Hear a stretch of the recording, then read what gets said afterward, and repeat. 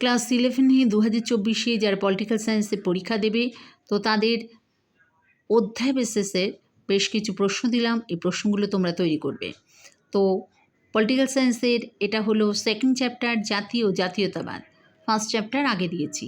আর যদি যোগাযোগ করতে হয় তো হোয়াটসঅ্যাপ নাম্বার 8775694667 এতে তোমরা যোগাযোগ করতে পারো।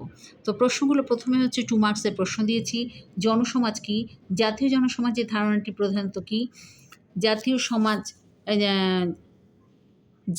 জনসমাজ কী? এক্ষেত্রে হবে জাতীয় জনসমাজ কী? জাতি কী? রাজনৈতিক চেতনা সম্পন্ন জনসমাজকে কী বলে? নেক্সট, নেশন শব্দটি কোন শব্দ থেকে এসেছে, এর অর্থ কী? জাতীয় জনসমাজ ও জাতির মধ্যে পার্থক্য লেখো।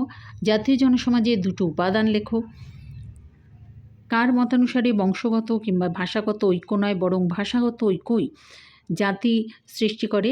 এটা কিন্তু শর্ট কোশ্চেন করবে। নেক্সট, বাংলাদেশের বাঙালিরা কি একটি জাতি? ভাষা কি জাতি গঠনের একটি অন্যতম উপাদান? নেক্সট, জাতির আত্মনিয়ন্ত্রণের অধিকার বলতে কী বোঝো?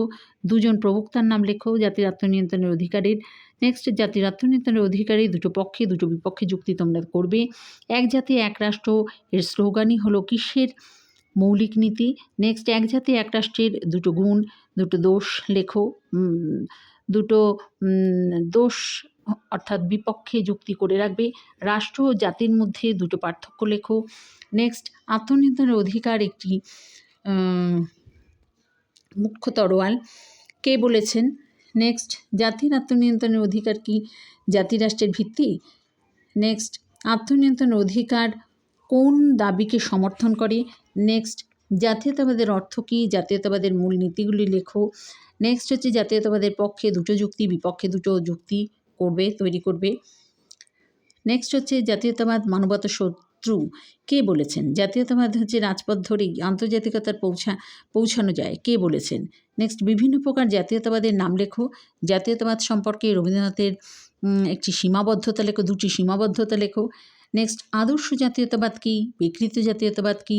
দুনিয়ার মজদুর এক হও কার উক্তি? ন্যাশনালিজম গ্রন্থ কে কবে লিখেছেন?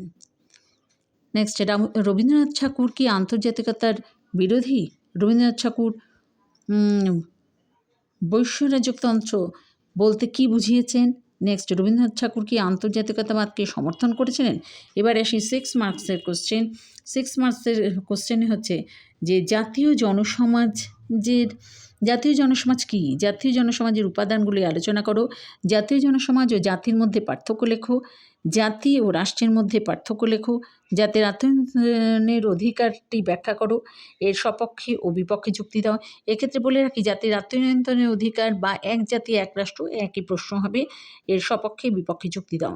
নেক্সট হচ্ছে জাতীয়তাবাদ কাকে বলে? এর পক্ষে ও বিপক্ষে যুক্তি দাও। আর রবীন্দ্রনাথের জাতীয়তাবাদ সম্পর্কে সংক্ষেপে লেখো। এই প্রশ্নগুলো তৈরি করলেই আশা করি তোমরা এর মধ্যে থেকে কমন পাবে। এটা হলো ক্লাস 11-এর পলিটিক্যাল সায়েন্স কোশ্চেন। 2024-এ নিউ সিলেবাস অনুযায়ী প্রথমে দিলাম 2 মার্কসের প্রশ্ন, তারপরে দিলাম 6 মার্কসের প্রশ্ন। এগুলো তোমরা তৈরি করবে।